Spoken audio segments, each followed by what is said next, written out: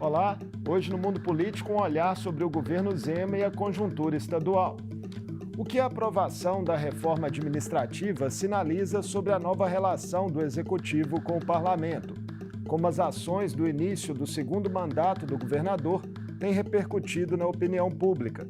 E os desafios da interlocução federativa para destravar pautas que dependem da União. Eu converso com o jornalista e colunista político Orion Teixeira. Orion, prazer recebê-lo, meu amigo. Prazer falar com você e com a sua qualificada audiência.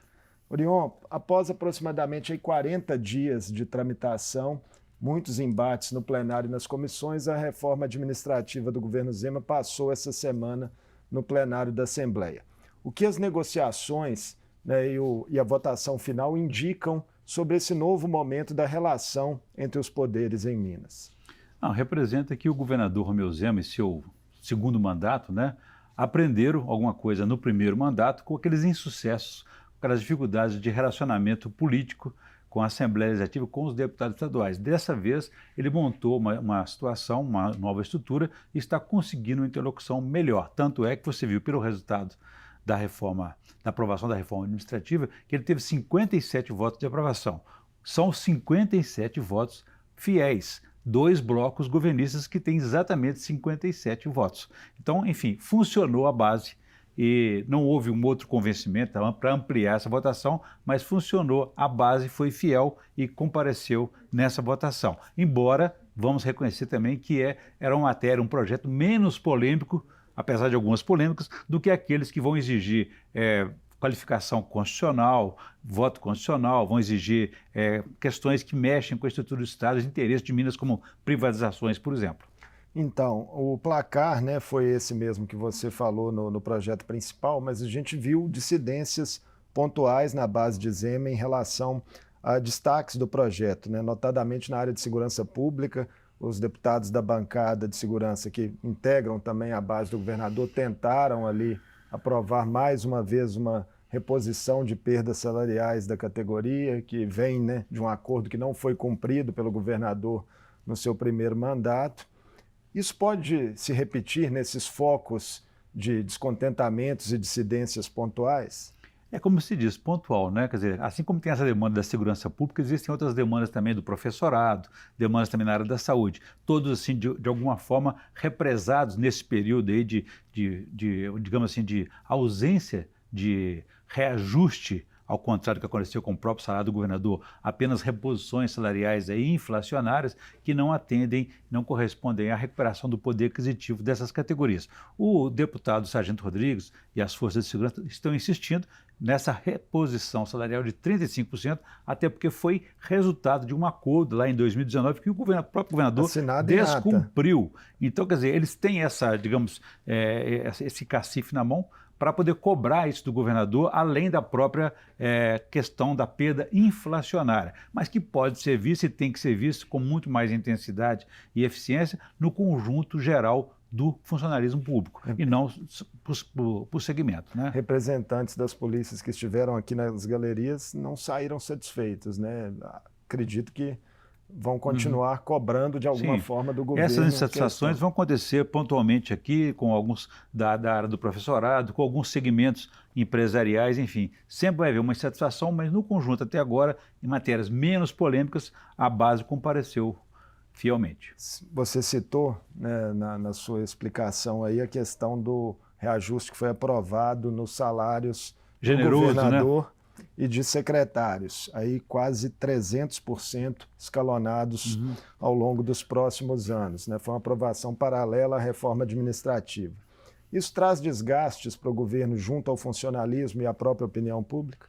Principalmente com a opinião pública, porque ele quebra um discurso de austeridade no momento em que ele se apresenta como um pré-candidato à presidência da República, já fala para fora aí que fez isso, que saneou as contas e se dá esse generoso reajuste, esse prêmio de 300% no próprio salário dos secretários. Se eu tivesse feito com mais, digamos assim, regularidade, com mais transparência, teria dado uma reposição anual para os seus secretários, inflacionária, de forma que pudesse não impactar negativamente essa avaliação que se faz agora, na hora que ele dá um salto, que ele dá um cavalo de pau no salário dos secretários, se esquecendo do principal conjunto, que é o funcionalismo. por trás disso, né, tem também as questões dos jetons, né, que é uma prática bastante antiga na administração pública, né, pela qual se turbina ali salários de secretários, né, por meio de participações em conselhos. Isso acontece no plano federal com ministros também.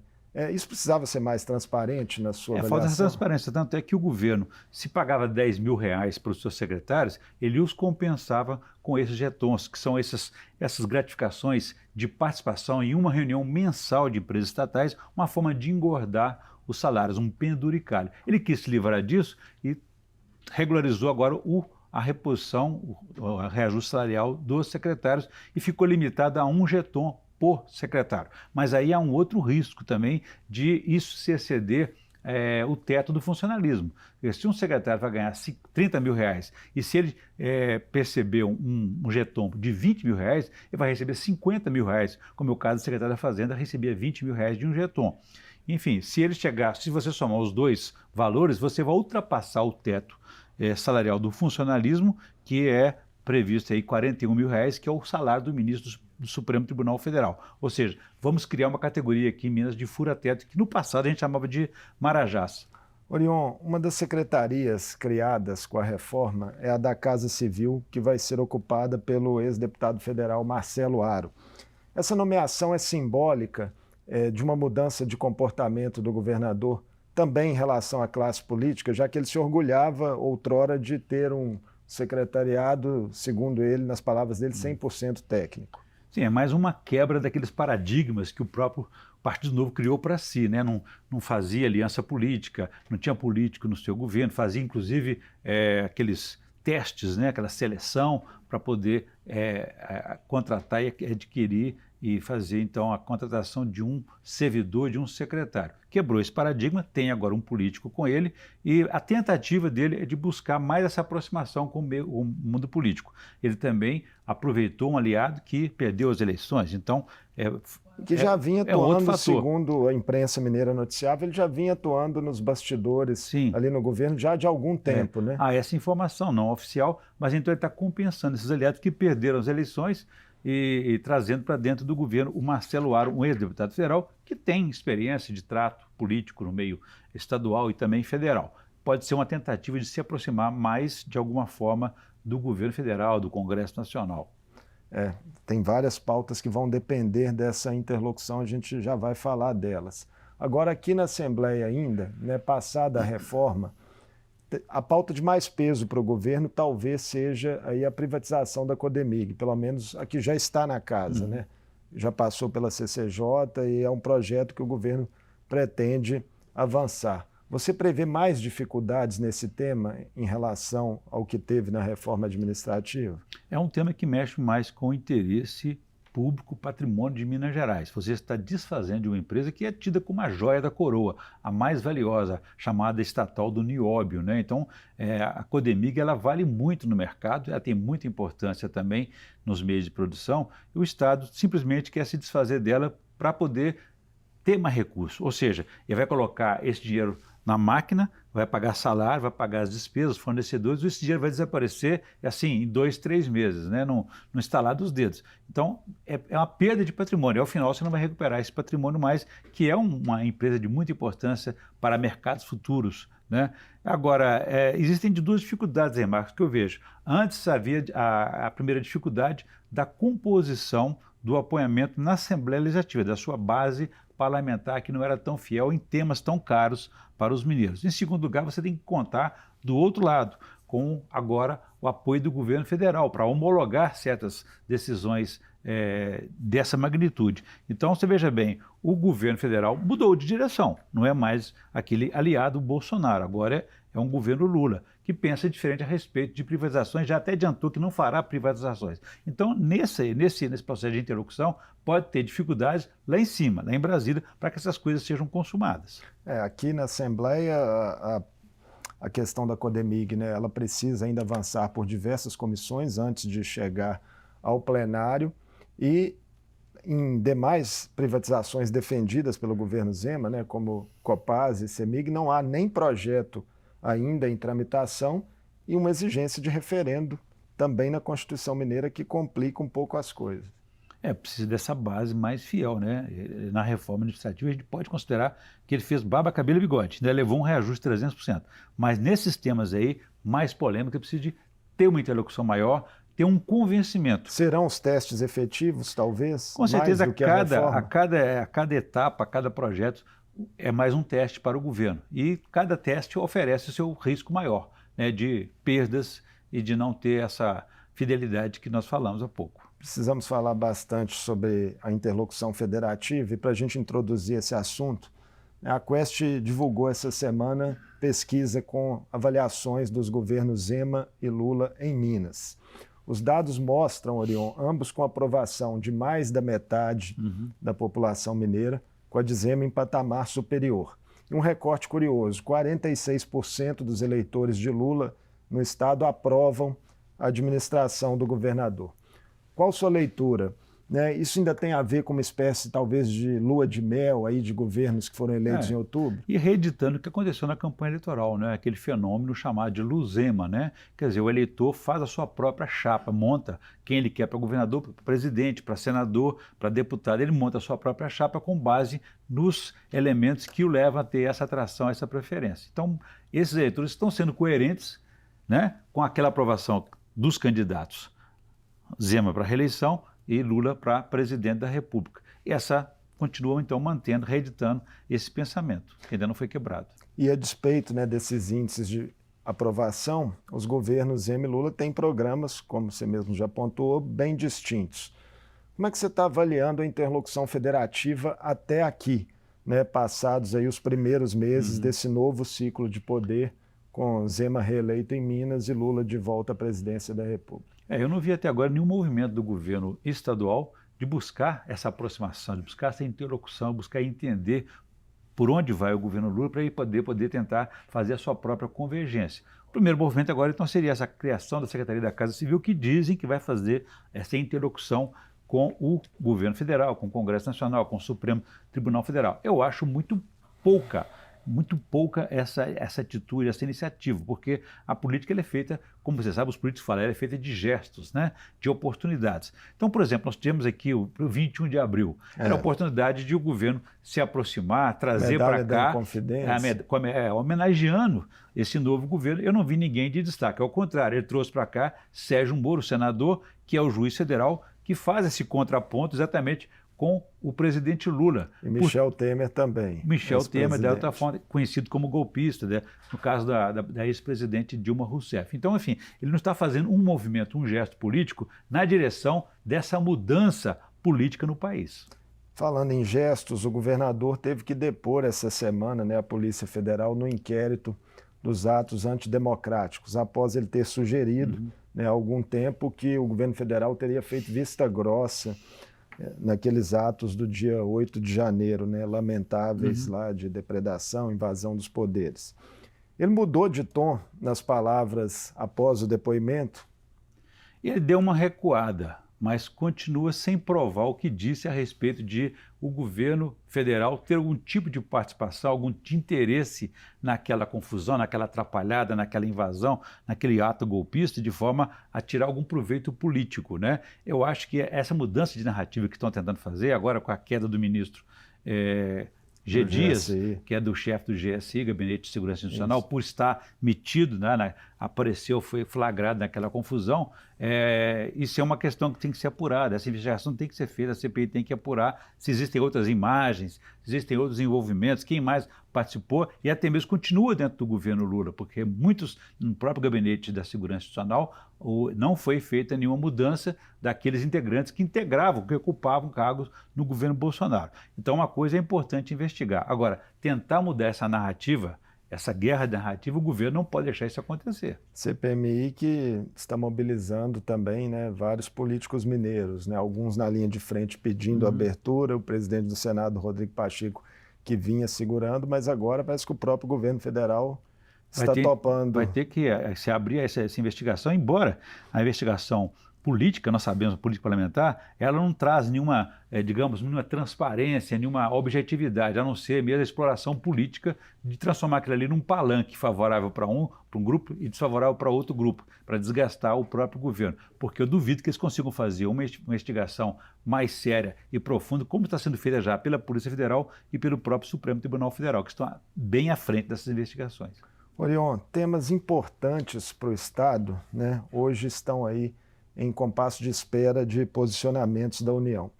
Um deles é a adesão ao regime de recuperação fiscal, né, que é a aposta do governo Zema para lidar com uma dívida que hoje seria superior a 150 bilhões de reais. O pagamento das parcelas está suspenso por liminar. Como é que você vê as perspectivas dessa negociação? Com a troca de comando no Planalto, deve mudar os termos, contrapartidas? Com certeza, até porque essa é uma dívida que ninguém nunca auditou. Fala em 130, 140, 150 bilhões e ficamos aqui absorvendo e divulgando o que não apuramos, o que não conseguimos confirmar, porque não existe ninguém que tenha uma transparência sobre esses números. É lógico que no governo federal mudou a direção, não vai simplesmente fazer essa adesão, homologar essa adesão que o governo de Minas quer. Até porque, se você for observar os números da arrecadação de Minas, talvez não correspondam mais àquela necessidade de busca de socorro federal. Então, existe uma liminar precária que sustenta essa adesão, que é uma liminar que pode ser confirmada ou não em plenário. Assim como existe uma liminar que sustenta, desde o governo Pimentel, que ela foi conquistada pelo governo Pimentel, favoreceu o Zema durante 4 anos, que nunca pagou um centavo sequer dessa dívida, e ele quer regularizar isso. O melhor caminho é a interlocução, é a negociação, ou até, quem sabe, o encontro de contas. Nós sabemos que Minas tem prejuízo, foi lesada com a Lei Candir, continua sendo lesada porque a Lei Candir não foi revogada. Mas será que esse assunto já não está sepultado, Lei Candir? Como você está sendo sepultado se a Lei Candir continua lesando Minas Gerais? A Lei Candir não foi revogada. A Lei Candir, ela isenta de ICMS, um imposto que é estadual, numa lei federal, os exportadores de minério, de soja e outros grãos. Ou seja, Minas continua sendo lesada. Aquele prejuízo de 100 e tantos bilhões foi negociado por 8 bilhões para Minas Gerais aqui em 17 anos. O governador aceitou, o que requer também não só interlocução, mas um posicionamento mais firme do porta-voz de Minas Gerais. Minas precisa ter um líder que a defenda fora daqui. Não está claro ainda a posição do governo federal em relação às tratativas desse regime de recuperação fiscal.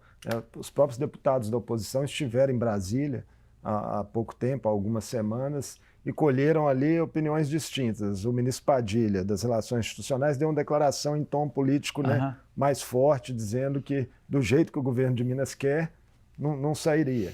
Já Fernando Haddad adotou um tom mais técnico. Porque o assunto é econômico, ele não é político. Então, ele está muito mais afeto ao Fernando Haddad do que ao Padilha, do que a área política. Mas a área política também conversa, negocia, ouve e traz razões, argumentos para que o presidente vá decidir mais tarde. É bem verdade que precisa ser feito alguma coisa, mas esse tratamento eu acho que ele não deveria se limitar, se restringir a Minas Gerais. Eu acho que esse problema da dívida, ele afeta todos os estados, tem problemas. O Rio de Janeiro. Rio de Janeiro e Rio Grande do Sul, isso que eu ia colocar. Sim, os outros estados também estão tentando renegociar, né, acordos de recuperação fiscal que fizeram. Porque fizeram essa adesão. O Rio de Janeiro já fez 2 vezes, quer fazer uma terceira com mudanças que ele considera difíceis de serem cumpridas ali. Outros estados, imagino que tenham dificuldades semelhantes. Então é preciso ter uma visão mais nacional e não localizada, de Minas Gerais ou do Rio de Janeiro, porque esse modelo parece que não funciona. Não funcionou no Rio de Janeiro por 2 vezes consecutivas. E quem implantou isso lá veio para cá, que é o secretário da Fazenda, o Gustavo Barbosa. Então é preciso aprender com esses erros para que a gente não repita e leve Minas a esse mesmo desastre. O Supremo Tribunal Federal, Orion, já foi provocado pelo governo de Minas sobre o assunto, mas o entendimento é que o aval da Assembleia a uma eventual adesão ele é imprescindível, isso nas palavras de próprios secretários do governo, até por uma questão de segurança jurídica, né, para o Estado. Na legislatura passada havia muitas resistências aqui na casa em relação a esse regime de recuperação fiscal. É algo que pode se repetir? Sim, porque é preciso ter essa segurança jurídica, como você disse, porque uma liminar, sabemos, é precária. E ela não representa a voz e um julgamento do Supremo Tribunal Federal. Foi um ministro que se manifestou naquele momento julgando que a Assembleia teria sido omissa na sua avaliação, quando, na verdade, o conjunto de deputados não estava convencido de que essa matéria devia avançar daquela forma. Até porque o governador sempre apresentou o pedido de adesão ao regime de recuperação fiscal, mas nunca apresentou quais seriam os procedimentos adotados para essa adesão ser feita. Esses procedimentos, inclusive, precisam ser detalhados em novas negociações agora com a equipe técnica do governo federal. Sim, essa transparência que todos querem conhecer para poder dizer assim, é bom ou não é para Minas. A bola também está com a União, Orion, na repactuação do acordo de reparação da tragédia de Mariana. Recentemente, representantes de 15 ministérios do governo Lula participaram de uma reunião no Conselho Nacional de Justiça, né, o CNJ, que é quem vem tocando, né, as tratativas sobre o assunto, enquanto o governo de Minas segue pressionando, né, politicamente para que haja um desfecho. Qual a importância dessa pauta para o Estado? Não, ela é fundamental para as pessoas, para os mineiros que sofreram, em primeiro lugar, esse desastre, né, que foram afetados econômica, vidas que se perderam, não só em Mariana, como Brumadinho também, que a reparação também não será plena. Enfim, tem que buscar meios de reparar com mais agilidade e rapidez, reconhecendo os direitos dessas pessoas, de moradia, de recuperação ambiental, recuperação econômica, de trabalho. A Assembleia, inclusive, criou uma comissão extraordinária, né, composta pelos líderes partidários da casa, que vai, inclusive, fazer viagens em loco a áreas atingidas. Sim. E que está colocando como prioridade, né, justamente dar voz aos afetados. E não basta simplesmente falar, vamos entrar bilhões de reais, como no caso da Vale, 12, 11 bilhões que vão entrar nos cofres públicos e vamos ficar satisfeitos, lavar as mãos e tocar a vida, não. É preciso não só reparar essa questão de Mariana, como também precisa ter um olhar mais rigoroso para essa atividade de mineração. Na minerária aqui em Minas Gerais, nós estamos tendo uma polêmica aqui na capital mineira, na Serra do Curral, e não conseguimos sair dela até hoje. Por quê? Porque o governo tem essa posição meio bipolar, né? Ele quer a atividade funcional econômica, ele está pensando na compensação financeira, mas não está pensando nos riscos da atividade que ainda oferece para os mineiros. Esse é um calcanhar de Aquiles para o estado de Minas Gerais, para o futuro, assim? Sempre foi, né? Historicamente, Minas Gerais tem as vias abertas, não é de hoje, e essa discussão de mineração ela só aparece na hora da campanha eleitoral. Todo mundo diz que vamos diversificar a economia mineira, buscar a vocação regional, mas no governo, uma vez eleito, todos caem na armadilha de financeiramente serem compensados pela atividade de mineração. Orion, na crônica política, né, fala-se aí de planos nacionais do governador Romeu Zema para 2026. Movimentos nesse sentido podem complicar a relação federativa com a União nos próximos anos? Se forem feitos extemporaneamente, né, fora de hora, sim, porque nós estamos no momento de buscar governabilidade, buscar administração, resultados administrativos que dependem de uma negociação, de um envolvimento, de um diálogo, interlocução entre o governo federal e estadual. Se for antecipado, realmente aí você contamina esse processo, que hoje ele é de gestão, não é um processo eleitoral. Mas parece que alguém convenceu o governador, ele até deu uma recuada. No início, o marqueteiro disse, vai lá, morde o governo federal que você vai ocupar o lugar do Bolsonaro, que não vai estar sem herdeiro. Enfim, não é só por aí, porque é preciso ter mais liderança, mais posicionamento. O governador já provou por 2 vezes que o raio cai no mesmo lugar 2 vezes, ao ser eleito e reeleito. Contou com a sorte. Mas será que isso vai ser suficiente para uma disputa nacional, de nível aí, federal? Enfim, é preciso ter... Minas, historicamente, o governador de Minas sempre foi um forte candidato a presidente da República, né? Mas é preciso que ele tenha, primeiro, liderança interna, é preciso fazer esse dever de casa, é preciso comandar o seu estado, né? É preciso ter apoio político, é preciso ter apoio eleitoral e depois disso é preciso ter apoio externo. Esse apoio externo é o porta-voz, é o defensor de Minas Gerais, é o que vai falar dos interesses de Minas lá fora, e isso Minas continua órfã. E ao que tudo indica, ele também terá concorrência nesse campo da centro-direita, né? Tem o governador de São Paulo, Tarcísio de Freitas, governador do Rio Grande do Sul, Eduardo Leite. E outros Leite, oportunistas por família aí, Bolsonaro, né? Enfim. Exatamente. Tem muita Aventureiros gente, aqui não faltam. muita gente, né, de olho nesse espólio. Então, obrigado pela conversa, Orion. Mais uma aqui no Mundo Político. Prazer falar com você, Esperamos com ter outras oportunidades, né, para falar aí de Minas e do Brasil. Os políticos nos ajudam nisso, né? Isso aí. Conversei com o jornalista e colunista político Orion Teixeira. Falamos sobre a reforma administrativa do governo Zema, aprovada essa semana na Assembleia, a repercussão e as perspectivas de outras pautas do Executivo Estadual que dependem do diálogo com o governo federal. O Mundo Político fica por aqui. Obrigado por nos acompanhar. Até o próximo programa.